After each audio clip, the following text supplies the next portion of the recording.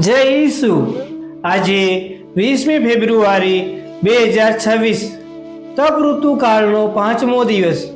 જીવનદાય રોટીમાં આપ સૌને સુસ્વાગત।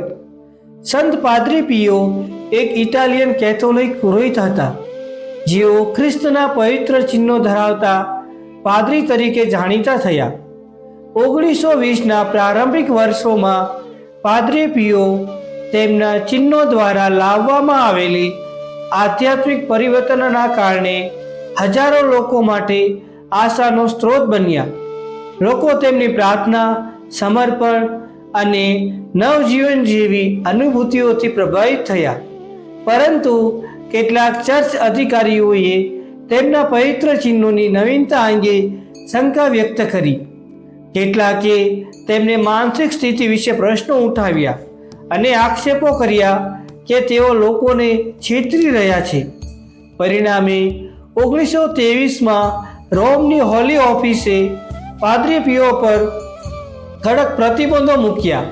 તેમને જાહેરમાં પરમ પૂજા ઉજવવા, આધ્યાત્મિક માર્ગદર્શન આપવા અને પોતાના આધ્યાત્મિક સંતાનો સાથે વાતચીત કરવાની મનાઈ હતી। પાદરી પિયોએ કોઈ વિરોધ કર્યો નહીં।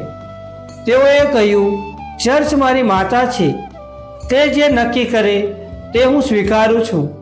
તેમણે પોતાની પીડાને ઈશ્વરની ઈચ્છા સમજીને ચર્ચના નિર્ણયોને શાંતિપૂર્વક સ્વીકારી। આ તેમની પવિત્રતા અને નમ્રતાનું અદ્વિતીય ઉદાહરણ છે। આ આપણને શીખવે છે કે આજ્ઞા પાલન જ ઉદ્ધારનો માર્ગ છે। આજના શુભ સંદેશ લૂક 22:39-46માં ગેથસેમનેની પ્રાર્થનાને જુઓ। ઈસુ આ પ્રાર્થનામાં પિતાની ઈચ્છા સ્વીકારે છે। પિતા, મારી ઈચ્છા નહીં પરંતુ તમારી ઈચ્છા પૂર્ણ થાઓ। આ દુઃખનું સ્વરૂપ નથી, પરંતુ ઉદ્ધારના માર્ગની કેન્દ્રીય ઘોષણા છે। આદમે આજ્ઞા ન પાળી, તેથી પાપ આવ્યું, અને ઈસુના આજ્ઞા પાલનથી ઉદ્ધાર આવ્યો। ઈસુ શિષ્યોને કહે છે, જાગતા રહો અને પ્રાર્થના કરો। દરેક પ્રલોભન ઈશ્વરની ઈચ્છાથી દૂર જવાની પરીક્ષા છે।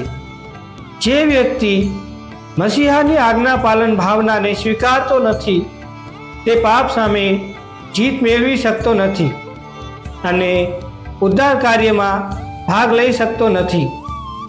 હે સ્વર્ગીય પિતા, પ્રલોભન અને પીડાના સમયમાં અમને જાગતા અને પ્રાર્થનાશીલ રાખો, તેથી આજ્ઞા પાલનના માર્ગે ચાલીને ઉદ્ધારના કાર્યમાં ભાગ લઈ શકીએ।